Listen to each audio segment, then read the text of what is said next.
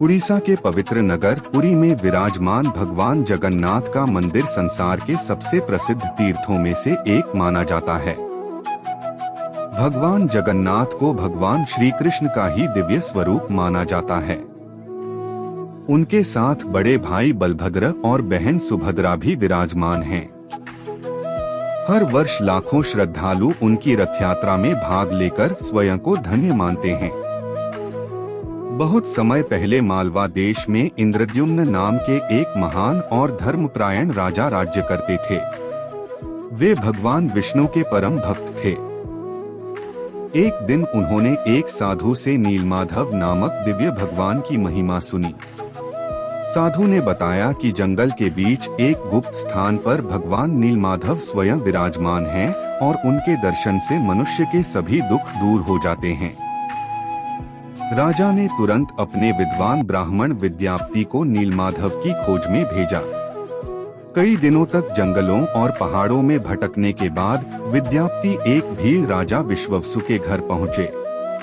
विश्ववसु प्रतिदिन गुप्त रूप से भगवान नीलमाधव की पूजा करने जाते थे, लेकिन किसी को भी उस स्थान का पता नहीं बताते थे। बहुत आग्रह करने पर विश्ववसु विद्यापति को अपने साथ ले जाने के लिए तैयार हुए, परंतु उनकी आंखों पर पट्टी बांध दी। बुद्धिमान विद्यापति ने रास्ते में सरसों के बीज गिरा दिए। कुछ दिनों बाद उन बीजों से पौधे उग आए और उसी मार्ग से वे फिर उस दिव्य स्थान तक पहुंच गए। जब राजा इंद्रद्युम्न स्वयं भगवान के दर्शन के लिए पहुंचे, तब तक नीलमाधव की दिव्य मूर्ति अदृश्य हो चुकी थी।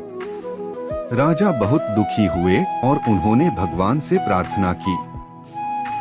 उसी रात भगवान विष्णु ने स्वप्न में दर्शन देकर कहा, समुद्र तट पर एक दिव्य दारू लकड़ी बहकर आएगी, उसी से मेरा नया स्वरूप बनवाना। अगले दिन समुद्र किनारे एक विशाल दिव्य लकड़ी मिली। अनेक लोगों ने उसे उठाने का प्रयास किया, पर वह हिली तक नहीं। तब राजा ने भगवान का स्मरण किया। कहते हैं कि भगवान की कृपा से वह लकड़ी स्वयं हल्की हो गई और मंदिर तक लाई गई। कुछ समय बाद एक वृद्ध बढ़ी राजा के पास आए। उन्होंने कहा, मैं इस लकड़ी से भगवान की मूर्ति बनाऊंगा, लेकिन एक शर्त है। जब तक मेरा कार्य पूरा न हो जाए, कोई भी कमरे का द्वार नहीं खोलेगा।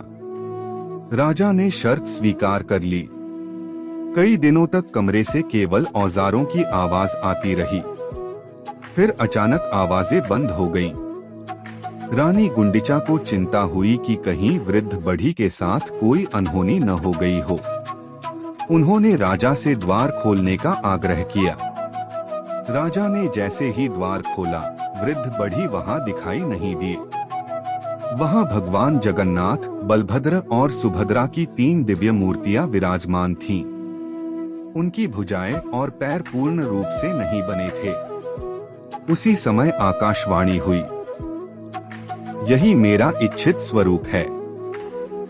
मैं इसी रूप में भक्तों को दर्शन दूंगा।